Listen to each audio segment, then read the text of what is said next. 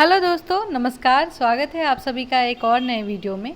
आज हम लोग स्टार्ट करने वाले हैं बिहार स्पेशल का बिहार का भूगोल, जो हम लोग एडिटोरियल से कंप्लीट कर रहे हैं। जिसको नहीं पता है मैं बता दूं कि जो भी स्टूडेंट बिहार से रिलेटेड कोई भी एग्ज़ाम दे रहे हैं वो सबके लिए, आप लोगों के लिए इम्पॉर्टेंट है। बिहार स्पेशल एक ऐसा टॉपिक है जिससे 20 से 25 हर एक एग्ज़ाम में क्वेश्चन रहता है, तो इसलिए आप लोग इसको इग्नोर नहीं कर सकते हैं। क्योंकि 20 से 25 क्वेश्चन अगर आप किसी सब्जेक्ट से पूछ रहा है तो आप समझ सकते हैं कि उस क्वेश्चन का वेटेज क्या है। हम लोग अभी तक बिहार स्पेशल में हिस्ट्री कवर कर चुके हैं और बिहार स्पेशल से बिहार का परिचय भी कवर कर चुके हैं। जिन्होंने नहीं देखा है वो जाके आप एक बार वीडियो देख लें। बिहार हिस्ट्री का 3 दिन में हम लोगों ने कंप्लीट किया। पहला दिन में प्राचीन बिहार, दूसरा दिन में मध्यकालीन बिहार और तीसरे दिन में आधुनिक बिहार को ख़त्म किए हैं। आज हम लोग पढ़ने जा रहे हैं क्या, बिहार का भूगोल। बिहार भौगोलिक रूप से एक मैदानी राज्य है। यह गंगा के मैदानी क्षेत्र में बसा एक समृद्ध क्षेत्र है। यह नेपाल के तराई क्षेत्र से विंध्य पहाड़ी और धारवाड़ के चट्टानी क्षेत्र तक विस्तृत है। बिहार पूर्वी भारत में स्थित राज्य है जो भौगोलिक रूप से 3 भागों में विभाजित है। बिहार कितने भागों में विभाजित है? 3 भागों में। कहाँ पे? ये गंगा मैदानी क्षेत्र में बसा एक समृद्ध क्षेत्र है और नेपाल के जो है तराई क्षेत्र से विंध्य पहाड़ी एवं धारवाड़ की चट्टानी क्षेत्र तक क्या है, ये विस्तृत है। ठीक है, अब बिहार का जो भौगोलिक 3 पार्ट में बांटा गया है उसको हम लोग पढ़ते हैं। पहला किस क्षेत्र को बांटा गया? पर्वतीय और तराई क्षेत्र को। दूसरे क्षेत्र में किसको रखा गया? मैदानी वाले भाग को। और तीसरे क्षेत्र में किसको रखा गया? पठार वाले भाग को। पर्वतीय तराई क्षेत्र में कौन कौन सा आएगा? सुमेश्वर श्रेणी, रामनगर दून और दून घाटी। मैदान वाले भाग में कौन कौन सा पार्ट को पढ़ेंगे हम लोग? उत्तरी गंगा का मैदान और दक्षिणी गंगा का मैदान। पठार वाले भाग में किसको पढ़ेंगे? धारवाड़ चट्टान को और विंध्य चट्टान को। क्लियर? अब आते हैं हम लोग इसको मैप में देखते हैं। ठीक है, ये है बिहार का मैप जो कि बिहार का पूरी तरह से विभाजन किया गया है। देखिए, अगर पूछेगा आपको कि बिहार का जो आकार है वो किस तरह से दिखता है तो आप लोग क्या बोलेंगे? बिहार कैसा दिखता है? आयताकार। क्लियर? कोई प्रॉब्लम नहीं। देखिए, अब हम लोग एक तो पढ़ेंगे उत्तरी मैदान और दक्षिणी मैदान। मैदान वाला पार्ट में गंगा का मैदान। अभी हम लोग पर्वतीय तराई क्षेत्र का देखते हैं। देखिए, सुमेश्वर श्रेणी हम लोग को ये है, दून घाटी, रामनगर दून, ये तीनों को हम लोग क्या बोलेंगे? पर्वतीय तराई क्षेत्र। बाकी अब हम लोग आते हैं मैदान का क्षेत्र को। मैदान एक तो उत्तरी गंगा मैदान हो गया और एक दक्षिणी गंगा मैदान हो गया। क्लियर? अब चलते हैं हम लोग चट्टान में। चट्टान में क्या क्या पढ़ना है? धारवाड़ चट्टान और विंध्य चट्टान। किधर है धारवाड़ चट्टान और विंध्य चट्टान? एक सेकेंड।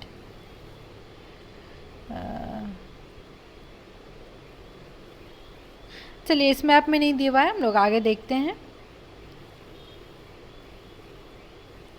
स्टार्ट करते हैं हम लोग पर्वतीय तराई क्षेत्र से। क्लियर? पर्वतीय तराई क्षेत्र किसको बोलते हैं? बिहार के उत्तर पश्चिमी में भाग में हिमालय पर्वत की शिवालिक श्रेणी का भाग अवस्थित है। इसका कुल क्षेत्रफल लगभग कितना है? 932 वर्ग किलोमीटर। इसका विस्तार मुख्य रूप से पश्चिमी चंपारण जिले में है। मेनली ये कहाँ पे पड़ता है? पर्वतीय तराई क्षेत्र पश्चिमी चंपारण जिले में। इसे 3 उपवर्गों में विभाजित किया गया है। पहला हम लोग पढ़ चुके हैं सोमेश्वर श्रेणी, दूसरा कौन? रामनगर दून और तीसरा दून घाटी। ये तीनों कहाँ पड़ेगा? पश्चिमी चंपारण में ही पड़ेगा। सोमेश्वर श्रेणी जो है त्रिवेणी संगम पर यह नेपाल एवं बिहार की सीमा निर्धारित करता है। सोमेश्वर श्रेणी क्या करता है? नेपाल और बिहार का सीमा निर्धारित करता है। इसकी ऊंचाई कितना है? 874 मीटर है। यह बिहार की सबसे ऊंची चोटी है। दूसरा क्या है? रामनगर दून। इसका विस्तार हरहा नदी घाटी में है। इस क्षेत्र की अधिकतम ऊंचाई कितनी है? 240 मीटर। दून घाटी क्या है? इसका विस्तार सोमेश्वर श्रेणी एवं रामनगर दून के बीच में है। मतलब ये दोनों के बीच में क्या पड़ता है? दून घाटी पड़ता है। इस घाटी को हरहा नदी की घाटी भी कहा जाता है। क्लियर? अब आते हैं हम लोग मैदानी वाले भाग को पढ़ते हैं।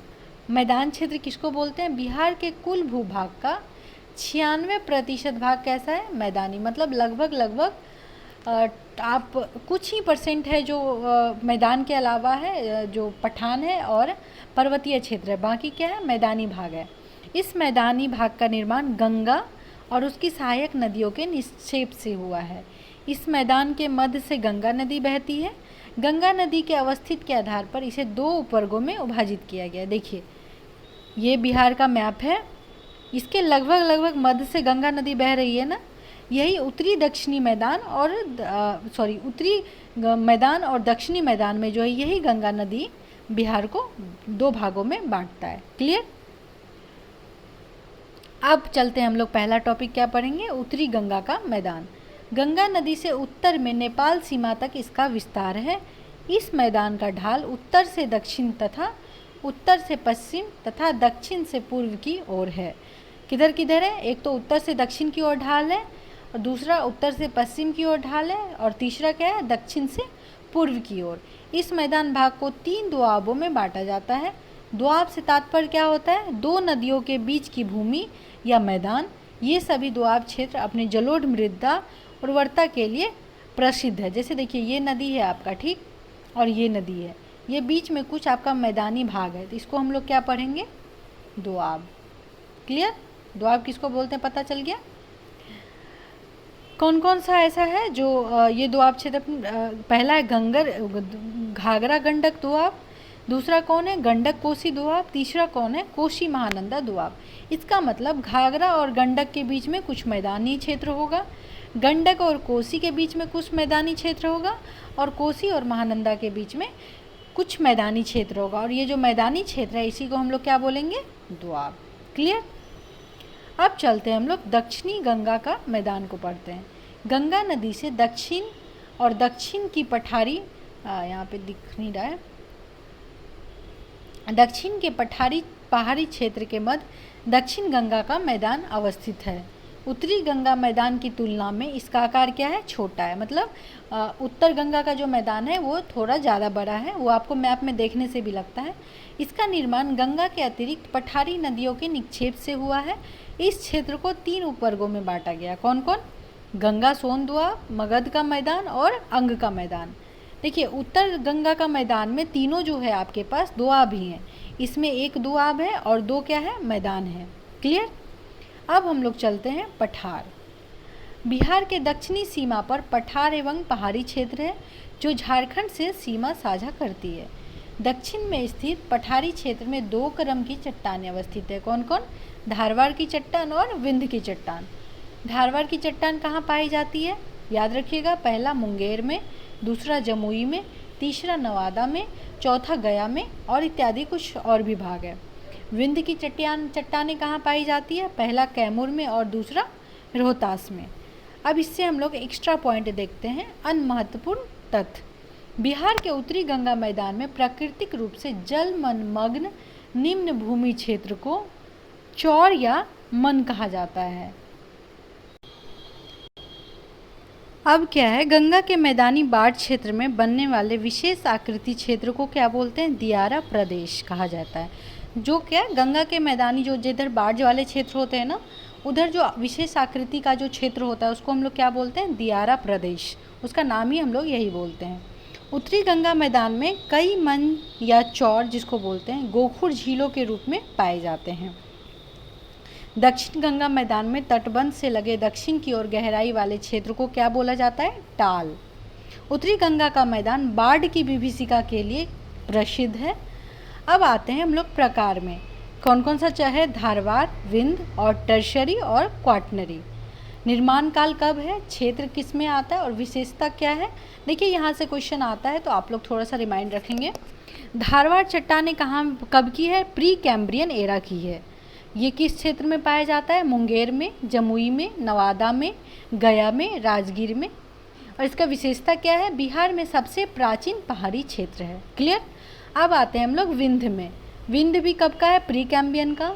ये मेनली कहाँ पाया जाता है, कैमूर में और रोहतास में। इसकी विशेषता क्या है, दूसरा प्राचीन पहाड़ी क्षेत्र। और नेक्स्ट क्या है, सीमेंट उद्योग जो कि चूना पत्थर जिसको बोलते हैं के लिए ये प्रसिद्ध है। अब आते हैं हम लोग टर्शरी चट्टान में। टर्शरी चट्टान किस काल में आता है, प्लेस्टोसीन में, और इसका क्षेत्र कौन सा है, पश्चिमी चंपारण। इसकी विशेषताएं क्या है, सोमेश्वर पहाड़ी स्थित क्षेत्र है और सबसे नवीन पहाड़ी क्षेत्र है, मतलब सबसे नया टाइप का पहाड़ी क्षेत्र है। क्लियर। अब आते हैं हम लोग क्वाटनरी में। क्वाटनरी का कैसा है, निर्माण काल प्लीस्टोसीन एवं होलोसीन के टाइम में ये आया था। और किस क्षेत्र के में कहाँ पे ये पाया जाता है? गंगा के मैदान के पास। और इसका बिहार का अधिकांश भाग मैदानी है, कृषि के लिए सबसे उपयुक्त जगह है। क्लियर? कौन सा? क्वाटनरी। आप लोग को याद रखना है क्योंकि यहाँ से क्वेश्चन आता है। अब हम लोग नेक्स्ट पढ़ने वाले हैं बिहार की जलवायु कैसी है। किसी क्षेत्र के दीर्घकालिक मौसम की औसत दशाओं को जलवायु कहते हैं। बिहार की जलवायु कैसा है? उपोष्णकटिबंधीय या मानसूनी जलवायु भी आप कह सकते हैं। क्लियर? किसी क्षेत्र की जलवायु विभिन्न कारकों से प्रभावित होती है। बिहार में जलवायु को प्रभावित या निर्धारित करने वाले प्रमुख कारण निम्नलिखित है। कौन कौन से हैं उसको देखते हैं। पहला क्या पॉइंट है? अक्षांशीय स्थित, जो उपोष्ण क्षेत्र को बोलते हैं। एंड क्या है? बंगाल की खाड़ी से दूरी के वजह से। दूसरा क्या है? मानसून का प्रभाव। एंड क्या है? उत्तर में हिमालय पर्वत की जो उपस्थिति है उसकी वजह से, और उच्चावच की वजह से। 5 रीजन से जो है हमारा बिहार का जलवायु जो है निर्धारित करता है। क्लियर? बिहार के उत्तरी भाग एवं दक्षिणी भाग के भौगोलिक दशाओं में अंतर के कारण विभिन्न भूगोलवेत्ताओं ने बिहार की जलवायु का अलग अलग प्रकार से वर्गीकरण किया है। यहाँ से भी क्वेश्चन आता है, आप लोग ध्यान में रखेंगे। तो पहला क्या है? 3 तरह से हम लोग बिहार की जलवायु को बांटे हैं। पहला क्या है? कोपेन।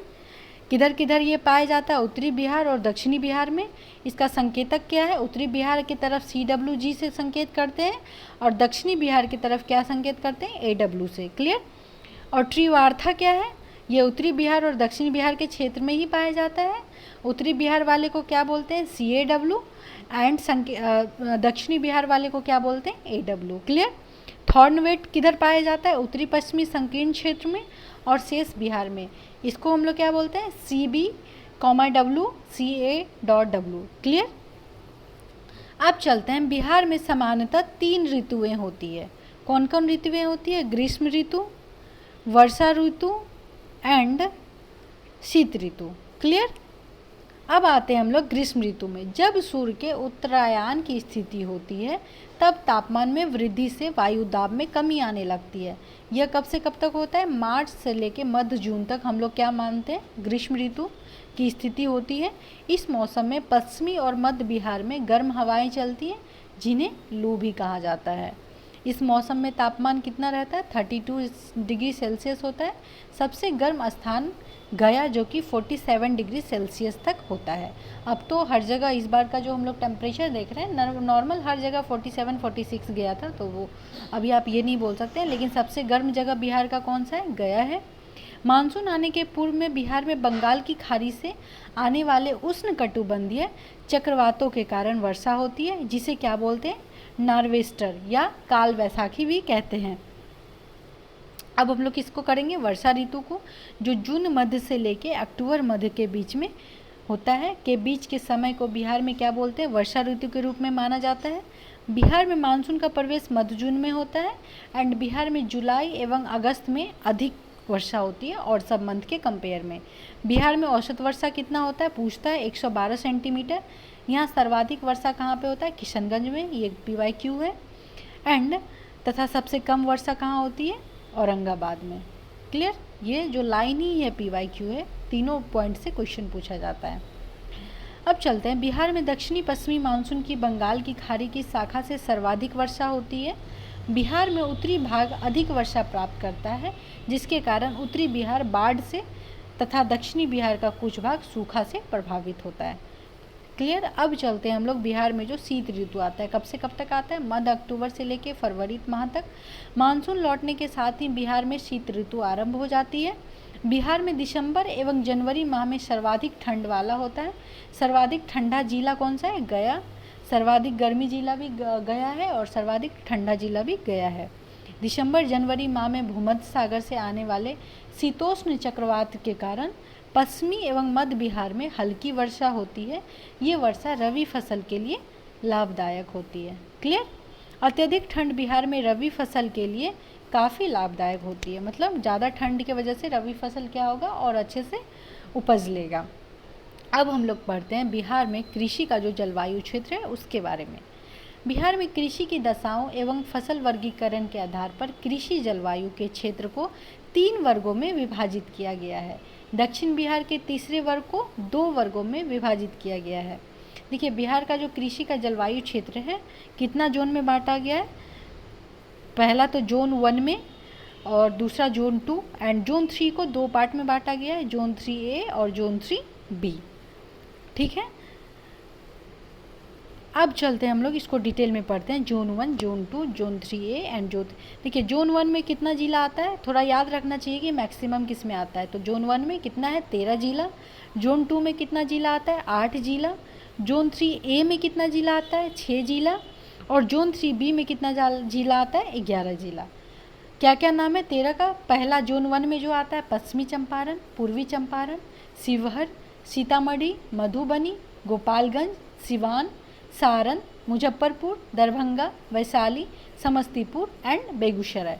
जोन 2 में कौन कौन आता है, Supaul, Araria, Kishanganj, Saharsa, Katihar, Khagaria, Purnia, Madhepura. And zone 3A में कौन सा आता है, भागलपुर, बांका, मुंगेर, जमुई, शेखपुरा एंड लखीसराय। और जोन 3B में कौन आता है, बक्सर, भोजपुर, पटना, अरवल, जहानाबाद, नालंदा, कैमूर, रोहतास, औरंगाबाद, गया एवं नवादा।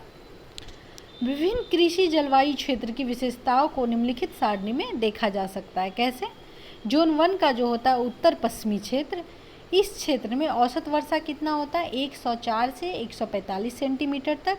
यहाँ कौन सी मिट्टी पाई जाती है, खादर मिट्टी पाई जाती है। एंड यहाँ का मुख्य फसल क्या है, गन्ना, धान, गेहूँ, अरहर, मक्का एवं इत्यादि। जोन 2 कौन सा आता है, उत्तर पूर्वी क्षेत्र, इस क्षेत्र में औसत वर्षा कितना होता है, 120 से 140 सेंटीमीटर तक। मुख्य फसल कौन सी है, जूट, धान, चाय, मक्का आदि। जोन 3 में क्या आता है, दक्षिणी क्षेत्र, इस क्षेत्र में औसत वर्षा कितना होता है, 95 से 115 सेंटीमीटर तक। यहाँ कौन सी मिट्टी पाई जाती है, तो बांगर मिट्टी। यहाँ का मुख्य फसल क्या है, गेहूँ, दाल, अरहर, चना एवं इत्यादि। अब हम लोग पढ़ते हैं बिहार का अपवाह तंत्र। इसमें क्या पहला हेड टॉपिक है, बिहार की नदियाँ के बारे में हम लोग पढ़ेंगे। बिहार अपवाह तंत्र के दृष्टि से एक समृद्ध राज्य है। क्या यहाँ नदियों एवं उनके सहायक नदियों का विस्तृत जाल है। अपवाह तंत्र के आधार पर बिहार की नदियों को 2 वर्गों में विभाजित किया जाता है। पहला किस वर्ग में, हिमालय नदियाँ के वर्ग में, दूसरा पठारी नदियाँ के वर्ग में। हिमालय नदियाँ में पहला पॉइंट क्या है, यह सादा नीरा या वर्ष भर जल प्रवाह वाली नदियाँ हैं। और पठारी नदियाँ कैसा है, ये वर्षा आधारित नदियाँ हैं। मतलब पठारी नदियाँ कब कैसी नदियाँ हैं, जब वर्षा आएगी उसी टाइम में नदी फुल होगा या पानी भरा रहेगा। लेकिन हिमालय नदियाँ में क्या है, ये पूरा वर्ष चाहे वर्षा आए नहीं आए ये जल प्रवाह करती रहेगी। नेक्स्ट पॉइंट है, हिमालय नदियाँ में ये उत्तर से दक्षिण की ओर प्रभावित होती है एंड पठारी नदियाँ दक्षिण से उत्तर की ओर प्रभावित होती है, बिल्कुल उल्टा। हिमालय नदियाँ, ये नदियाँ पूर्ववर्ती होती है और पठारी नदियाँ कैसी होती हैं, अनुवर्ती होती हैं।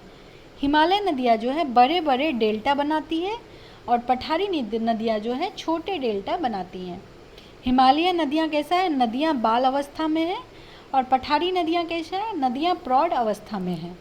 हिमालय नदियाँ जो है मार्ग परिवर्तन एवं गोखुर झील बनाने वाली नदियाँ हैं और पठारी नदियाँ कैसी होती है, सीधी गमन करने वाली नदियाँ हैं। ये मतलब मार्ग अपना परिवर्तन नहीं करती हैं। हिमालय नदियाँ जो है अत्यधिक जल संग्रहण के कारण बाढ़ का कारण बन जाती है और पठारी नदियाँ बाढ़ की कम संभावनाएं होती हैं क्योंकि ये वर्षा के आधार पे होता है। हिमालय नदियाँ जो होता है गंगा, गंडक, कोशी, महानंदा, बागमती आदि है। और पठारी नदियाँ कौन कौन सी हैं, सोन, पुनपुन, फल्गु, अजय इत्यादि। अब देखते हैं हम लोग मैप के थ्रू बिहार की नदियाँ को, थोड़ा सा दिमाग में रखिएगा। देखिए ये जो बीचों बीच काटा है बिहार को, ये कौन सा नदी है, गंगा, जो कि उत्तरी भाग और दक्षिणी भाग को बिहार को बांटती है, 2 भाग मैदानी में बांटती है। अब देखिए गंगा प्रवेश करती है कहाँ पे, बिहार के चौसा में। वहीं पे चौसा में कौन प्रवेश करती है, कर्मनासा। हम लोग दक्षिण वाले पार्ट को पहले पढ़ लेते हैं, ठीक है। कर्मनासा के बाद कौन प्रवेश करता है, सोन। उसके बाद कौन करता है, पुनपुन, जो कि आगे चल के फल्गु में मिल जाता है। और फिर पुनपुन के बाद कौन प्रवेश करता है, फल्गु, जो कि नरंजना और मोहना के मिलने से मिलती है। और लास्ट में कौन करती है, क्यूल, ठीक है। अब चलते हैं हम लोग उत्तरी भाग में। उत्तरी भाग में पहला कौन प्रवेश कर रहा है, घाघरा। उसके बाद कौन प्रवेश कर रहा है गंगा नदी में? गंडक। उसके बाद कौन प्रवेश कर रहा है? बूढ़ी गंडक। उसके बाद कौन प्रवेश कर रहा है? बागमती। उसके बाद कौन प्रवेश कर रहा है? कमला। फिर कौन कर रहा है? कोशी। और फिर क्या हो रहा है? मोची आके आगे चल के एक महानंदा में मिल जाती है और वो जाके गंगा से मिलती है। क्लियर? अब चलते हैं हम लोग नदी का उद्गम स्थल पढ़ेंगे। संगम या मुहाना कहाँ पे है और बिहार में कितनी लंबाई है? देखिए, बिहार में सबसे ज़्यादा जो लंबाई है वो गंगा नदी की है। उसका उद्गम स्थल क्या है? गंगोत्री, उत्तराखंड, हम सबको पता है। ये कहाँ पे इसका ये मिलती है? जाके बंगाल की खाड़ी में। और बिहार में इसकी लंबाई कितनी है? 445 किलोमीटर। क्लियर? अब चलते हैं हम लोग घाघरा में। घाघरा का उद्गम कहाँ पे है? तिब्बत में। ये कहाँ किस में संगम करती है जाके, मतलब मिलती है? तो गंगा में। कहाँ पे? सारण में। और बिहार में इसकी लंबाई कितनी है? 83 किलोमीटर। अब चलते हैं हम लोग गंडक। गंडक कहाँ से निकलती है? नेपाल से। और मिलती है कहाँ पे? सोनपुर में, गंगा नदी से। एंड इसकी लंबाई कितनी है? 260 किलोमीटर। बूढ़ी गंडक कहाँ से निकलती है? सोमेश्वर की पहाड़ी से। और ये कहाँ मिलती है? खगड़िया में, गंगा नदी से। एंड बिहार में इसकी लंबाई कितनी है? 320 किलोमीटर। बागमती कहाँ से निकलती है? महाभारत श्रेणी, जो कि नेपाल में है। कहाँ मिलती है जाके? कोसी में। एंड इसकी लंबाई कितनी है? 394 किलोमीटर। कमला कहाँ से निकलती है? महाभारत श्रेणी, नेपाल से ही। कमला और बागमती एक जगह से निकलती है। और कहाँ मिलती है? कोसी में। एंड कोसी कहाँ से निकलती है? नेपाल से, लेकिन कहाँ से? गोसई स्थान से। और मिलती है कहाँ पे? गंगा या कुर्सेला, जो कि कटिहार में होता है, गंगा नदी से। एंड इसकी लंबाई कितनी है? 260 किलोमीटर। महानंदा कहाँ से निकलती है? पश्चिमी बंगाल के दार्जिलिंग जिले की पहाड़ी से। एंड ये मिलती कहाँ पे? गंगा के मालदा क्षेत्र में। कर्मनाशा कहाँ से निकलती है? विंध्य पहाड़ी से। और ये मिलती कहाँ पे? चौसा में, गंगा नदी से। सोन कहाँ से निकलती है? अमरकंटक पहाड़ी से, जो कि मध्य प्रदेश में है। और मिलती कहाँ पे है? दानापुर, गंगा में। पुनपुन कहाँ से निकलती है? पलामू के झारखंड एरिया से। एंड मिलती कहाँ पे? फतुआ में, गंगा नदी से। फल्गु या निरंजना कहाँ पे से निकलती है? छोटा नागपुर पठार से। एंड मिलती कहाँ पे है? पुनपुन नदी के साथ, गंगा में। अजय कहाँ से निकलती है? जमुई से। और मिलती कहाँ पे है? गंगा में। कहाँ पे? पश्चिमी बंगाल में। क्यूल कहाँ से निकलती है? झारखंड के हजारीबाग से। और मिलता कहाँ पे है? लखीसराय के, गंगा नदी में। सकरी कहाँ से निकलता है? छोटा नागपुर पठार से। एंड मिलता कहाँ पे? क्यूल नदी के साथ, गंगा में। ठीक है? अब हम लोग डिटेल में पढ़ेंगे गंगा नदी को। गंगा नदी देखिए उत्तराखंड के कहाँ से निकलती है? गंगोत्री ग्लेशियर से निकलती है। इसकी लंबाई कितनी है? Total 2525 kilometre. एंड जिसमें बिहार में इसकी लंबाई कितनी है? 445 किलोमीटर। देवप्रयाग में अलकनंदा और भागीरथी दोनों नदियों के मिलने के बाद इस नदी का जो नाम है क्या हो जाता है? गंगा। गंगा नदी बिहार की सबसे प्रमुख नदी एवं प्रवाह तंत्र का आधार है। गंगा नदी बिहार में बक्सर जिले में चौसा के समीप प्रवेश करती है और कटिहार एवं भागलपुर से सीमा बनाते हुए बिहार से बाहर पश्चिमी बंगाल में चली जाती हैं। इस दौरान गंगा नदी बिहार के 12 जिलों से गुजरती है। क्लियर? बिहार में गंगा नदी कितने जिलों से होकर जाती है? 12 जिलों से। बिहार में गंगा नदी की सर्वाधिक लंबाई कहाँ पे पाई जाती है? पटना जिला में।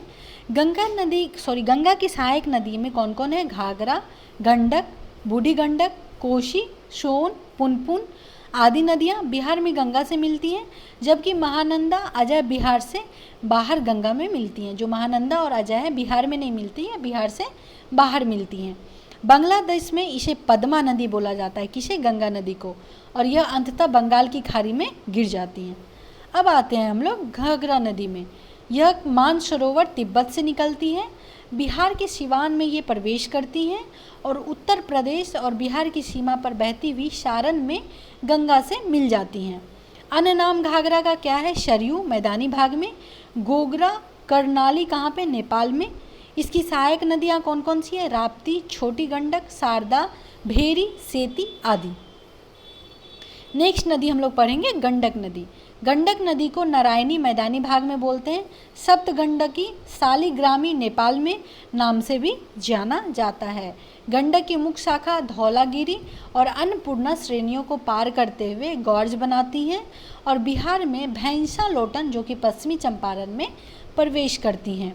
यह उत्तर प्रदेश और बिहार के बीच 45 किलोमीटर की सीमा बनाती है। इसकी सहायक नदी कौन कौन सी है? काली गंडक, त्रिशूली, बूढ़ी गंडक आदि। इसमें मिलने वाले गोल गोल काले पत्थरों के सालिग्राम कहा जाता है। जो क्या बोलते हैं, गंडक नदी में जो गोल गोल काले पत्थर वाले मिलते हैं उसको हम लोग क्या बोलते हैं? सालिग्राम। अब चलते हम लोग नेक्स्ट कौन से नदी पढ़ेंगे? बूढ़ी गंडक नदी। ये सोमेश्वर श्रेणी के पश्चिमी भाग से निकलकर पश्चिमी चंपारण, पूर्वी चंपारण, मुजफ्फरपुर, समस्तीपुर, बेगूसराय जिलों में बहते हुए अंत में खगड़िया जिलों में गंगा नदी में मिल जाती हैं। इसका अन्य नाम क्या है? सिकरहना, जो कि ऊपरी भाग में है। इसकी सहायक नदी कौन सी है? मसान, बालोड़, त्यूर, धनौती आदि है। बागमती नदी के बारे में अब हम लोग जानते हैं। यह नेपाल में हिमालय के महाभारत श्रेणी से निकलती है। यह बिहार में सीतामढ़ी जिले में प्रवेश करती है तथा अंत में गंगा नदी में विलीन हो जाती हैं। पहले यह बूढ़ी गंडक में मिलती थी, लेकिन अब यह कमला नदी से मिलकर कोसी नदी में मिल जाती हैं। इसकी सहायक नदियाँ कौन कौन सी है? लाल बकिया, लखनदेई, मनोहरा, अधवारा, विष्णुमती आदि है। नेपाल में इस नदी के तट पर काठमांडू एवं पशुपतिनाथ मंदिर स्थित है।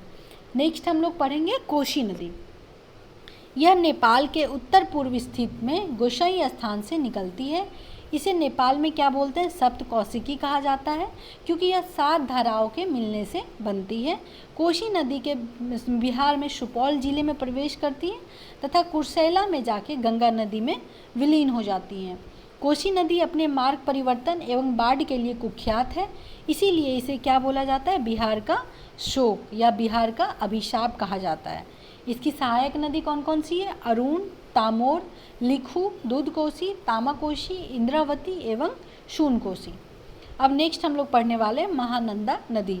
यह पश्चिमी बंगाल के दार्जिलिंग जिले के पहाड़ी से निकलकर किशनगंज, पूर्णिया और कटिहार होते हुए मालदा, जो कि पश्चिम बंगाल में गंगा नदी से मिलती है। यह उत्तर बिहार की सबसे पूर्व नदी है एवं इसकी सहायक नदी कौन कौन सी है? पैनोर, नागर, बालासर, मेची, कर्म। अब पढ़ेंगे हम लोग कर्मनाशा नदी। इसकी उत्पत्ति कहाँ पे हुई है? विंध्य पहाड़ी से होती है और यह बिहार एवं उत्तर प्रदेश की सीमा निर्धारित करती है और चौसा बक्सर में गंगा नदी से मिल जाती है। यह दक्षिण बिहार की सबसे पश्चिमी नदी है। कर्मनाशा नदी को अपवित्र नदी माना जाता है। अब हम लोग नेक्स्ट इसको पढ़ेंगे सोन नदी को। यह मध्य प्रदेश के अमरकंटक पहाड़ी के मैकाल श्रेणी से निकलती है। यह रोहतास बिहार एवं गढ़वा जिले झारखंड के बीच से बिहार में प्रवेश करती है। रोहतास तथा भोजपुर की पूर्वी सीमा बनाते हुए मनेर दानापुर में गंगा नदी से मिल जाती हैं। यमुना के बाद गंगा की दूसरी सबसे बड़ी दक्षिणी सहायक नदी है कौन? सोन नदी। इसकी प्रमुख सहायक नदियाँ कौन कौन सी है? रहीहंद, कन्हार और उत्तरी कोयल है। सोन नदी पर डेहरी बांध, जो कि रोहतास में है, इंद्रपुरी बैरेज, जो कि रोहतास में ही है, बाण सागर बांध, जो कि मध्य प्रदेश में स्थित है। सोन नदी पर बने नहरों ने रोहतास, भोजपुर के शुष्क मैदानी क्षेत्र को बिहार का मुख्य चावल उत्पादक क्षेत्र बनाया है। अब हम लोग चलते हैं पुनपुन नदी। यह झारखंड के पलामू जिले के छोटा नागपुर पठार से निकलती है तथा बिहार में औरंगाबाद, जहानाबाद होते हुए फतुहा में गंगा नदी से मिल जाती है। इसकी प्रमुख सहायक नदी कौन है? मोरहर, मादर, दरधा आदि। यह दक्षिणी बिहार की दूसरी प्रमुख नदी है। फल्गु नदी के बारे में अब हम लोग पढ़ते हैं। यह हजारीबाग के पठार से निकलने वाली लीलाजन, जो कि निरंजना जिसको बोलते हैं, तथा मोहाना नदियों के मिलने से बनती है और अंततः गया होते हुए पुनपुन नदी में मिल जाती है, जो गंगा नदी की उपनदी है।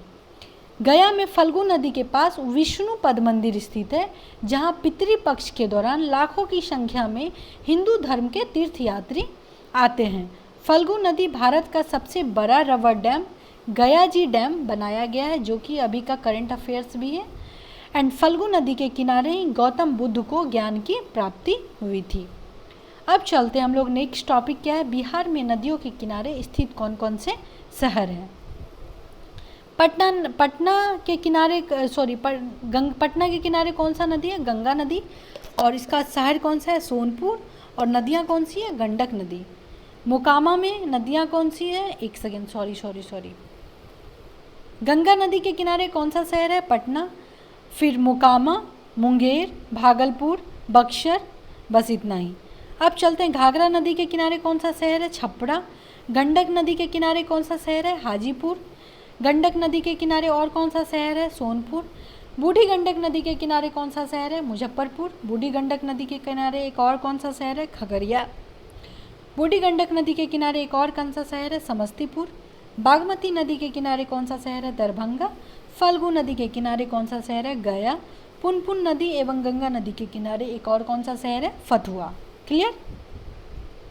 अब हम लोग पढ़ेंगे बिहार की नदी घाटी परियोजनाएं।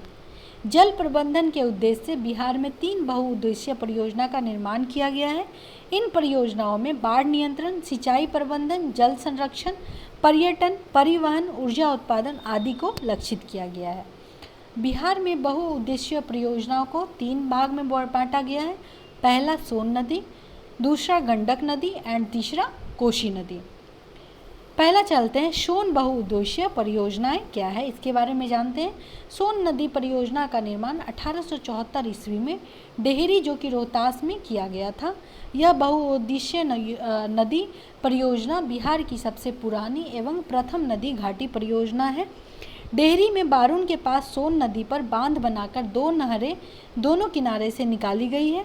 पूर्वी सोन नहर, इस नहर से औरंगाबाद, गया, जहानाबाद, अरवल, पटना तक सिंचाई की जाती है एवं पश्चिमी सोन नहर से इस नहर से रोहतास, कैमूर, बक्सर, भोजपुर आदि जिलों में सिंचाई की जाती है। सोन नहर पर जो 2 जल विद्युत केंद्र है, पहला कौन सा है? डेहरी जल विद्युत केंद्र 6.6 मेगावाट का है और दूसरा कौन सा है? बारून जल विद्युत केंद्र जो 3.3 मेगावाट स्थापित किए गए हैं। नेक्स्ट चलते हैं हम लोग गंडक बहुउद्देशीय परियोजना। गंडक परियोजना भारत एवं नेपाल की संयुक्त परियोजना है। इसका लाभ बिहार, उत्तर प्रदेश एवं नेपाल को मिलता है। गंडक परियोजना के लिए 1959 ईस्वी में नेपाल के साथ समझौता हुआ। इस परियोजना का कार्य 1960 ईस्वी में प्रारंभ हुआ। इस परियोजना के अंतर्गत भारत नेपाल सीमा पर भैंसा लोटन के पास गंडक नदी पर बांध का निर्माण कर जलाशय का निर्माण किया गया है। यह बराज या तो बांध वाल्मीकि नगर के पास त्रिवेणी संगम के पास निर्मित है। गंडक परियोजना में जलाशय से पूर्व एवं पश्चिम की ओर नहर निकाली गई है। कौन कौन सा? पूर्वी गंडक नहर एंड पश्चिमी गंडक नहर। क्लियर। पूर्वी नहर 3 भागों में विभक्त है। पहला कौन? तिरहुत, त्रिवेणी एवं दोन नहर के नाम से जाना जाता है। तिरहुत, त्रिवेणी एवं दोन नहर से पश्चिमी चंपारण, पूर्वी चंपारण, मुजफ्फरपुर, वैशाली आदि जिलों में सिंचाई की जाती है। पश्चिमी जलाशय से नेपाल होकर निकलती है। नेपाल में सिंचाई के अतिरिक्त इनसे निकलने वाली सहायक नहरों से उत्तर प्रदेश में गोरखपुर, देवरिया एवं बिहार में सिवान, सारण में सिंचाई होती है। इस परियोजना के तहत पूर्वी नहर पर 15 मेगावाट का जल विद्युत केंद्र स्थापित है। इस प्रकार का विद्युत केंद्र पश्चिमी नहर पर भी बना है। अब नेक्स्ट चलते हैं हम लोग कोसी बहुउद्देशीय परियोजना। कोसी परियोजना भारत एवं नेपाल की संयुक्त परियोजना है। इस परियोजना की स्थापना कब हुई है? 1953 में। यह परियोजना 1954 ईस्वी से लागू हो गई थी। इस परियोजना के तहत हनुमान नगर बांध बनाकर नेपाल में जलाशय का निर्माण किया गया है। यह परियोजना 1965 ईस्वी में पूर्ण रूप से तैयार हुआ। कोसी पर निर्मित जलाशय से पूर्व एवं पश्चिम की ओर नहरों का निर्माण किया गया है। पूर्वी कोसी नहर को है, इससे अररिया, सुपौल, पूर्णिया आदि में सिंचाई के लिए होता है। एंड पश्चिमी कोसी नहर कहाँ पे? दरभंगा, मधुबनी, सुपौल, बेगूसराय आदि में सिंचाई होती है। अब हम लोग अगला टॉपिक पढ़ते हैं जल प्रपात के बारे में। जब नदी की ढाल में अकस्मात परिवर्तन आने से नदी तीव्र वेग से पहाड़ से नीचे गिरती है तो उसे क्या बोलते हैं हम लोग? जल प्रपात। बिहार की प्रमुख जल प्रपात कौन कौन सी है? ककोला जलप्रपात कहाँ पे पड़ता है? ये नवादा, यहाँ से पूछता है क्वेश्चन। दुर्गावती जलप्रपात कहाँ पे है? रोहतास, जो कि सबसे ऊंचा है। कर्मनासा जलप्रपात कहाँ पे है? बक्सर में। धुआं कुंड जलप्रपात कहाँ पे? सासाराम, जो कि रोहतास में है। मंझर कुंड जलप्रपात कहाँ पे है? सासाराम, जो कि रोहतास में है। जियार कुंड जलप्रपात कहाँ पे है? भोजपुर में। तेलहर कुंड जलप्रपात कहाँ पे है? कैमूर में। कांवड़ झील, अब हम लोग चलते जलप्रपात पढ़ चुके हैं। अब हम लोग पढ़ेंगे बिहार की प्रमुख झीलें। कांवड़ झील कहाँ पे है? बेगूसराय में। गोगा बिल या घोघा झील कहाँ पे है? कटिहार में। कुशेश्वर झील कहाँ पे है? दरभंगा में। अनुपम झील कहाँ पे है? कैमूर में। घोरा कटोरा झील कहाँ पे है? राजगीर, जो कि नालंदा में है। सिमरी झील कहाँ पे है? सहरसा में। जगतपुर झील कहाँ पे है? भागलपुर में। मोती झील कहाँ पे है? मोतिहारी में, जो कि पूर्वी चंपारण में है। सरैया मन कहाँ पे है? बेतिया में, जो कि पश्चिमी चंपारण में है। पिपरा मन कहाँ पे है? मोतिहारी, जो कि पूर्वी चंपारण में है। अब हम लोग देखते हैं बिहार की प्रमुख नहरें। त्रिवेणी नहर किस नदी से है? गंडक। तिरहुत नहर भी गंडक से है। दोन भी कहाँ से है? गंडक से। ये दोनों का लाभांतिक क्षेत्र कौन कौन सा है? त्रिवेणी, तिरहुत और दोन नहर से। पश्चिमी चंपारण, पूर्वी चंपारण, मुजफ्फरपुर एवं वैशाली। पूर्वी कोसी नहर किस नदी से है? कोसी से। किसको किसको लाभ पहुंचाता है? अररिया को, सुपौल को एवं पूर्णिया जिले को। पश्चिमी कोसी नहर किस नदी से है? कोसी नदी से। ये किस जिलों को लाभ पहुंचाता है? दरभंगा, मधुबनी एवं सुपौल को। राजपुर नहर किस नदी से? कोसी से ही। ये किस शहर को लाभ पहुंचाता है? जिले को, सहरसा को, मधेपुरा को एवं बेगूसराय को। पूर्वी सोन नदी किस नहर से पूर्वी सोन नहर जो है किस नदी से? सोन नदी से। एवं किस जिले को लाभ पहुंचाता है? औरंगाबाद, जहानाबाद, पटना, गया एवं अरवल। पश्चिमी सोन नहर किस नदी से है? सोन नदी से। ये किस जिले को लाभ पहुंचाता है? रोहतास, भोजपुर, कैमूर एवं बक्सर। अब हम लोग पढ़ेंगे बिहार के प्रमुख गर्म जलकुंड कहाँ पे है। देखिए, राजगीर में कौन कौन सा जलकुंड है? ब्रह्मकुंड, जो कि बिहार का सबसे गर्म जलकुंड पाया जाता है। उसके बाद सप्तधरा, मखदुम कुंड, गोमुख कुंड, सूर्य कुंड एवं नानक कुंड। टोटल 6 कुंड कहाँ पे है? राजगीर में। मुंगेर में कौन कौन सा है? लक्ष्मण कुंड, रामेश्वर कुंड, जन कुंड, श्रृंगार ऋषि कुंड, पंचतर कुंड, सीता कुंड, ऋषि कुंड, भीम बांध कुंड, भरारी कुंड एवं गया में कौन है? अग्निकुंड। अगर आप लोग को इसमें ईजीएस्ट वे में याद करने के लिए कोई ईजीएस्ट फार्मूला चाहिए ये सब कुंड को या फिर जलप्रपात को याद करने के लिए, तो आप मुझे ज़रूर बताएं कमेंट में। मैं नेक्स्ट वीडियो में ये सब का शॉर्टकट में मैं कोई ट्रिक लेके आप लोग को बताऊंगी। अब हम लोग पढ़ेंगे क्या? बिहार की मिट्टी। बिहार की मिट्टी को अब देखते हैं। पृथ्वी की ऊपरी सतह पर फैले मोटे, मध्यम और बारीक कार्बनिक तथा अकार्बनिक मिश्रित कणों को मृदा या मिट्टी कहते हैं। मृदा का निर्माण चट्टानों के टूटने फूटने तथा इनमें भौतिक और रासायनिक परिवर्तन के फलस्वरूप होता है। मृदा के निर्माण में स्थलाकृति, वर्षा, आर्द्रता, तापमान, प्राकृतिक वनस्पति आदि की मुख्य भूमिका होती है। मृदा के अध्ययन को मृद विज्ञान या क्या बोलते हैं? पेडोलॉजी। विश्व मृदा दिवस कब मनाया जाता है? 5 दिसंबर को। बिहार एक कैसा राज्य है? मैदानी राज्य, जो कि हम लोग ऊपर पढ़ चुके हैं, जहाँ लगभग 90% क्षेत्र जलोढ़, अपोढ़ या कछारी मिट्टी पाई जाती है। बिहार में मिट्टी को उत्तर बिहार एवं दक्षिणी बिहार में निम्नलिखित रूप में विभाजित किया गया है। पहला कौन सा है? पर्वत पादीय मिट्टी। ये उसके बाद कौन सा है? तराई मिट्टी। उसके बाद क्या है? पुरानी जलोढ़ या बांगर मिट्टी, नवीन जलोढ़ या खादर मिट्टी। ये कहाँ पे पाया जाता है? ये चारों उत्तर बिहार की मिट्टी में। अब दक्षिण बिहार की मिट्टी में क्या क्या पाई जाती है? टाल मिट्टी, कगारी मिट्टी, पुरानी जलोढ़ या करेल कैवाल मिट्टी और लाल पीली या बलथर मिट्टी। क्लियर? अब चलते हैं हम लोग उत्तर बिहार की मिट्टी को डिटेल में पढ़ते हैं। उत्तर बिहार की मिट्टी का निर्माण हिमालय से निकलने वाली गंगा, गंडक, बूढ़ी गंडक, कोशी, महानंदा एवं उसकी सहायक नदियों से हुआ है। उत्तर बिहार की मिट्टी को 4 उपवर्गों में बांटा गया है। हम लोग अभी देखे हैं। पहला क्या देखे हैं? पर्वत पादीय मिट्टी। यह मिट्टी पश्चिमी चंपारण के उत्तर पश्चिमी भाग के सोमेश्वर श्रेणी के आसपास पाई जाती है। इस क्षेत्र में अधिक वर्षा होने के कारण मृदा में अधिक नमी पाई जाती है और यह अधिक उपजाऊ होती है। यह मृदा मुख्य रूप से धान एवं गन्ने की खेती के लिए अनुकूल होती है। नेक्स्ट कौन सा है? तराई मिट्टी। इस मिट्टी का विस्तार बिहार के उत्तरी सीमा पर पश्चिम में चंपारण से लेकर पूर्व में किशनगंज तक 5 से 7 किलोमीटर चौड़ी पट्टी में है। इस मिट्टी में कहीं कहीं कंकर और रेत की मात्रा अधिक पाई जाती है तथा कई जगहों पर दलदली भूमि का भी विकास हुआ है। यह मिट्टी कैसा होता है? हल्के भूरे या पीले रंग का एवं यह मिट्टी में धान, पटसन और गन्ने की खेती के लिए अनुकूल होती है। नेक्स्ट कौन सा हम लोग पढ़ेंगे? पुरानी जलोढ़ या क्या पढ़ते हैं हम लोग? बांगर मिट्टी। इस मिट्टी का विकास उन क्षेत्र में होता है जहां बाढ़ का पानी प्रतिवर्ष नहीं पहुंच पाता है। इस मिट्टी का विस्तार मुख्यतः घाघरा गंडक दोआब और बूढ़ी गंडक के पश्चिम भाग में है। इसका विस्तार पूर्णिया, सहरसा, दरभंगा, मुजफ्फरपुर आदि क्षेत्रों में भी है। इस मृदा में चूना और पोटास की अधिकता होती है तथा फास्फोरस एवं नाइट्रोजन की कमी होती है। इसकी प्रकृति क्षारीय होती है। इसमें मुख्य रूप से धान, गेहूँ, मक्का, तंबाकू, गन्ना उगाए जाते हैं। अब क्या है, नवीन जलोढ़ या क्या बोलते हैं हम लोग, खादर मिट्टी। नदियाँ द्वारा प्रतिवर्ष लाए गए अवसादों से खादर मिट्टी का निर्माण होता है।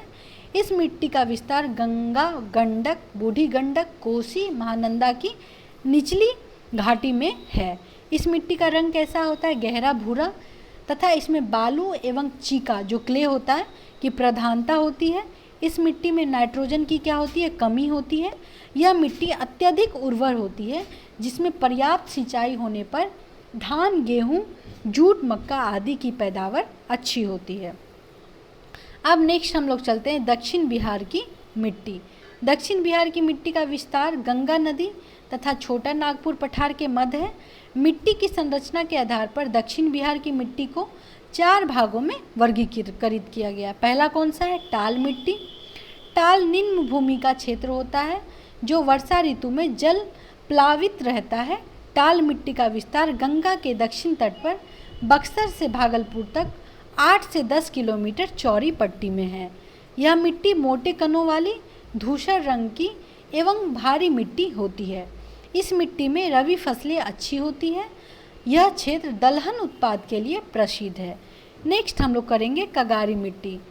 गंगा नदी के दक्षिण तट पर कौन सा, सोन, फल्गु, पुनपुन, क्यूल नदियों के किनारे पर इस मिट्टी का विस्तार है। इसकी उर्वरा शक्ति कुछ कमज़ोर होती है। यह मिट्टी मोटे अनाज एवं सब्जी के उत्पादन के लिए जानी जाती है। इस मिट्टी में उगाई जाने वाली प्रमुख फसलें कौन कौन सी है, मक्का, सरसों, मिर्च आदि। नेक्स्ट हम लोग पढ़ेंगे पुरानी जलोढ़ या क्या बोलेंगे, केरल केवाल मिट्टी। इस मिट्टी का विस्तार कहाँ पे है, बक्सर, उत्तरी गया, पटना, नालंदा, मुंगेर से लेकर भागलपुर तक। इस मिट्टी की उर्वरा शक्ति अधिक होती है तथा इसमें जल सोखने की क्षमता भी अधिक होती है। इस मिट्टी का रंग गहरा भूरा, पीला एवं हल्का होता है। इस मिट्टी में उगाई जाने वाली प्रमुख फसल कौन कौन सी है, मक्का, धान, बाजरा, आलू, अरहर, गेहूँ एवं इत्यादि। अब नेक्स्ट हम लोग करेंगे लाल पीली या बलथर मिट्टी। पश्चिम में कैमूर श्रेणी के निकट से पूर्व में राजमहल की उच्च भूमि तक 8 से 15 किलोमीटर चौड़ी पट्टी में इस मिट्टी का विस्तार है। यह मिट्टी जमुई, मुंगेर के खड़गपुर पहाड़ी क्षेत्र, बांका, नवादा और औरंगाबाद के पठारी क्षेत्र में पाई जाती है। इस मिट्टी में रेत एवं कंकर की बहुलता होती है एवं इसकी उर्वर शक्ति काफ़ी कम होती है। इस मिट्टी में जल संग्रहण की क्षमता भी कम होती है। लौह तत्व की प्रधानता के कारण यह लाल रंग की होती है तथा इसकी प्रकृति कैसी होती है, अम्लीय। इस मिट्टी में मक्का, ज्वार, बाजरा, अरहर आदि मोटे अनाज उपजाए जाते हैं। अब इसके अलावा हम लोग कुछ इम्पॉर्टेंट फैक्ट देखते हैं। लाल बलुई मिट्टी और कैमूर एवं रोहतास के पठारी क्षेत्र में पाई जाता है। इस मिट्टी में बालू और लेटराइट मिट्टी के अंश भी पाए जाते हैं। किसमें, लाल बलुई मिट्टी में। इस मिट्टी में मुख्य रूप से ज्वार, बाजरा, मक्का जैसे मोटे अनाज उपजाए जाते हैं। अब हम लोग नेक्स्ट करेंगे वन एवं वन जीव। बिहार कैसा प्रदेश है, पता है, मानसूनी प्रदेश है। यह मुख्य रूप से मानसूनी पर्णपाती वन पाए जाते हैं। इन पर्णपाती वनों को उनकी विशेषता के आधार पर कितने भागों में बांटा गया है, 2 भागों में। पहला कौन सा, आर्द्र पर्णपाती वन और दूसरा शुष्क पर्णपाती वन। पहला हम लोग देखते हैं आर्द्र पर्णपाती वन। ये उन वन क्षेत्र को बोलते हैं जहाँ वर्ष में वर्षा औसतन कितना होता है, 120 सेंटीमीटर से अधिक होगा, उसको हम लोग क्या बोलेंगे, आर्द्र पर्णपाती।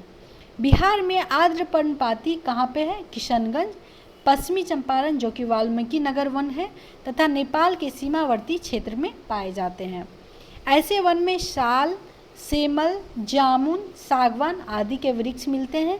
इसके अतिरिक्त इन वन में सवई घास, हाथी घास, नरकट, बेत आदि झाड़ियाँ पाई जाती है।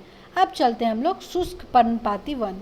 ये किस क्षेत्र को बोलते हैं, जहाँ वर्ष में वर्षा औसतन 120 सेंटीमीटर से कम होगा, उसको हम लोग क्या बोलेंगे, शुष्क पर्णपाती वन। बिहार के अधिकांश भागों में इसी प्रकार के वन पाए जाते हैं। यह वन कैमूर की पहाड़ी, मुंगेर, जमुई, बांका आदि क्षेत्रों में पाए जाते हैं। इन वन में क्या क्या होता है? शीशम, अमलतास, साल, खैरा, महुआ, पलास, जामुन, बांस आदि के वृक्ष पाए जाते हैं। अब हम लोग नेक्स्ट टॉपिक क्या करेंगे? बिहार के वन्य जीव अभयारण्य। बिहार में राष्ट्र उद्यान कितना है? 1, और वन अभयारण्य कितना है? 12। तो पहला हम लोग क्या कर रहे हैं? वाल्मीकि नगर राष्ट्रीय उद्यान कहाँ पे पड़ता है? ये पश्चिमी चंपारण में। इसकी विशेषता क्या है? यह बिहार का एकमात्र राष्ट्रीय उद्यान है। इसमें बिहार के सबसे घने वन पाए जाते हैं। क्लियर? दूसरा कौन सा हम लोग पढ़ेंगे? भीम बांध एवं वन्यजीव अभयारण्य। ये कहाँ पे है? मुंगेर में। ये विशेषता क्या है? 681 वर्ग किलोमीटर क्षेत्र में फैला हुआ है। इसमें क्या क्या पाया जाता है? तेंदुआ, भालू, शुअर, मगरमच्छ के लिए प्रसिद्ध है। अब नेक्स्ट अभयारण्य करते हैं गौतम बुद्ध पक्षी विहार। कहाँ पे है? गया में। किसकी विशेषता क्या है? 259 वर्ग किलोमीटर क्षेत्र में फैला है। नेक्स्ट है कांवड़ झील या वन्यजीव अभयारण्य। कहाँ पे है? ये बेगूसराय में। 63 वर्ग किलोमीटर क्षेत्र में फैला है। ये साइबेरियाई पक्षियों का आश्रय स्थल है एवं रामसर सूची में शामिल बिहार का एकमात्र आर्द्रभूमि क्षेत्र है। यहाँ से बीपीएससी का PYQ भी रह चुका है। अब चलते हैं हम लोग कैमूर वन्यजीव अभयारण्य में। ये कहाँ पे पड़ता है? रोहतास में। इसकी विशेषता क्या है? 1784 वर्ग किलोमीटर क्षेत्र में फैला है। बिहार का सबसे बड़ा वन्यजीव अभयारण्य है। नागी बांध पक्षी विहार कहाँ पे है? जमुई में। 1.92 वर्ग किलोमीटर क्षेत्र में फैला है। सबसे छोटा अभयारण्य यही है। अब चलते हैं हम लोग नकटी डैम एवं वन्यजीव अभयारण्य। कहाँ पे है? ये जमुई में। 3.33 वर्ग किलोमीटर क्षेत्र में ये फैला हुआ है। पंत वन्यजीव अभयारण्य कहाँ पे है? नालंदा, जो कि राजगीर में है। इसकी विशेषता क्या है? 35.84 वर्ग किलोमीटर क्षेत्र में ये फैला हुआ है। उदयपुर वन्यजीव अभयारण्य कहाँ पे है? पश्चिमी चंपारण में, और ये 8.87 वर्ग किलोमीटर क्षेत्र में फैला हुआ है। वाल्मीकि वन्यजीव अभयारण्य कहाँ पे है? पश्चिमी चंपारण में। 880 वर्ग किलोमीटर क्षेत्र में फैला हुआ है। बिहार का एकमात्र बाघ आरक्ष इसके अंदर है। 11वां में क्या है? कुशेश्वर स्थान पक्षी वन्यजीव अभयारण्य। ये कहाँ पे है? दरभंगा में। 291 वर्ग किलोमीटर क्षेत्र में फैला हुआ है एवं साइबेरियाई पक्षियों का आश्रय है। नेक्स्ट है विक्रमशिला डॉल्फिन वन्यजीव अभयारण्य। कहाँ पे है? ये भागलपुर में। 60 किलोमीटर क्षेत्र में फैला हुआ है। गंगा नदी में मुंगेर से भागलपुर तक भारत के पहले डॉल्फिन अभयारण्य के रूप में प्रसिद्ध है। अब है बरेला सलीम अली पक्षी अभयारण्य। कहाँ पे है? ये वैशाली में। अब करते हैं हम लोग नेक्स्ट करेंगे वन स्थिति रिपोर्ट 2021। वन स्थिति रिपोर्ट 2021 इसलिए हम लोग पढ़ रहे हैं क्योंकि ये हर साल नहीं आती है, 2 साल पर आती है। भारत एवं बिहार वन स्थिति रिपोर्ट प्रति 2 वर्ष पर भारतीय वन सर्वेक्षण द्वारा जारी किया जाता है। सर्वप्रथम यह रिपोर्ट कब आई थी? 1987 ईस्वी में। 2021 को रिपोर्ट इस श्रृंखला की 70वीं रिपोर्ट है। 2021 में जो रिपोर्ट आई है वो कौन सी रिपोर्ट है? 70वीं, जिसके लिए दूर संवेदी उपग्रह रिसोर्स SAT-2 से प्राप्त आंकड़ों का प्रयोग किया गया है। बिहार में वन आवरण का क्या स्थिति है देखते हैं। बिहार वन स्थिति रिपोर्ट 2021 के अनुसार बिहार का वन आवरण कितना है? 7380.79 वर्ग किलोमीटर, जो राज्य के कुल भौगोलिक क्षेत्र का कितना है? 7.84%। ये PYQ भी रह चुका है। 2019 की रिपोर्ट की तुलना में वनावरण में 75 वर्ग किलोमीटर की वृद्धि हुई है, जो लगभग कितना है? 1.03%। बिहार में वनावरण और वृक्षावरण को देखते हैं। वनावरण कितना है? 7381 वर्ग किलोमीटर। वृक्षावरण कितना है? 2341 वर्ग किलोमीटर। टोटल कितना है? 9722 वर्ग किलोमीटर। वनावरण का परसेंट कितना है? 7.84%। वृक्षावरण का परसेंट कितना है? 7.48%। और टोटल कितना है? 10.32%, जिसमें वनावरण और वृक्षावरण का परसेंटेज पूछता है। वृद्धि कितनी हुई है वनावरण में? 75 वर्ग किलोमीटर। वृक्षावरण में वृद्धि कितनी हुई है? 338 वर्ग किलोमीटर। और कुल टोटल कितना वृद्धि हुआ है? 413 वर्ग किलोमीटर। जिलों में वनावरण क्षेत्रफल के अनुसार से अब हम लोग देखेंगे। जो कैमूर जिला है वो क्षेत्रफल के हिसाब से सबसे ज़्यादा इसमें वनावरण है। कितना है? 1051.56 वर्ग किलोमीटर। उसके बाद वनावरण में दूसरे स्थान पे कौन आता है सबसे ज़्यादा में? पश्चिमी चंपारण। और तीसरे स्थान पे कौन आता है? रोहतास। सबसे कम वनावरण में कौन है पहला स्थान पे? शेखपुरा। दूसरे स्थान पे अरवल, तीसरे स्थान पे जहानाबाद। अब जिलों में वनावरण में प्रतिशत के अनुसार से सबसे कम सबसे ज़्यादा किस में है? प्रतिशत के हिसाब से सबसे ज़्यादा कैमूर में ही है, उसके बाद जमुई में है, उसके बाद नवादा में है। सबसे कम में पहला स्थान पे कौन आता है? शेखपुरा, उसके बाद बक्सर, उसके बाद सिवान आता है। 2019 की तुलना में वनावरण में सर्वाधिक वृद्धि या नुकसान वाले जिले कौन से हैं? वनावरण में वृद्धि वाले सबसे ज़्यादा जिला किसको मिला है? बांका को, उसके बाद जमुई को, उसके बाद गया में। सबसे ज़्यादा नुकसान किस ज़िले का हुआ है? सबसे ज़्यादा कैमूर को, फिर सुपौल को, फिर रोहतास को।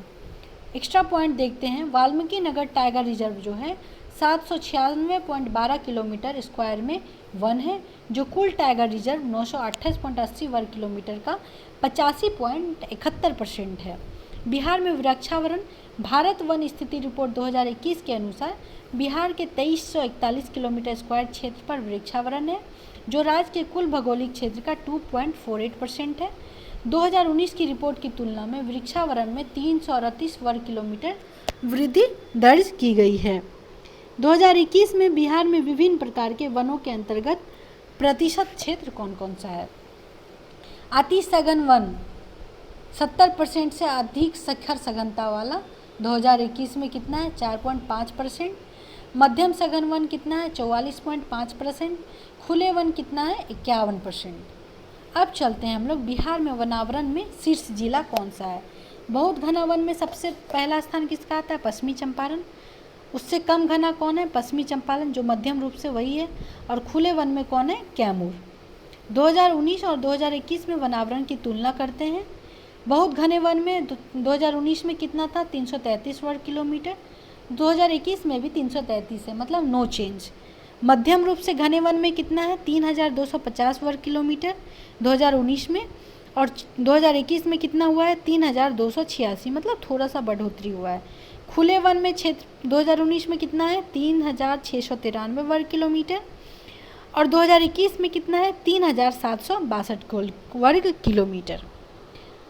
10% से अधिक शिखर घनत्व और 1 हेक्टेयर या अधिक क्षेत्रफल वाली वृक्षावृत भूमि को क्या बोलते हैं? वनाच्छादन माना जाता है। क्लियर? अब हम लोग कुछ एक्स्ट्रा पॉइंट पे चलते हैं। संजय गांधी जैविक उद्यान जो है पटना में 153 एकड़ में फैला हुआ है। यह उद्यान गैंडा प्रजनन के लिए एशिया का सबसे बड़ा केंद्र है। जनवरी 2021 में बिहार के पहले राज्य पक्षी उत्सव कौन सा? कलरव का आयोजन जमुई के नागा नकटी पक्षी अभयारण्य में किया गया। राजगीर में क्या? जू सफारी की स्थापना की गई। बिहार में डॉल्फिन रिसर्च सेंटर जो कि पटना में स्थित है। डॉल्फिन दिवस कब मनाते हैं हम लोग? 5 अक्टूबर को। बाघ गणना रिपोर्ट वर्ष 2018 के अनुसार बिहार में बाघों की संख्या कितनी हो गई? 31।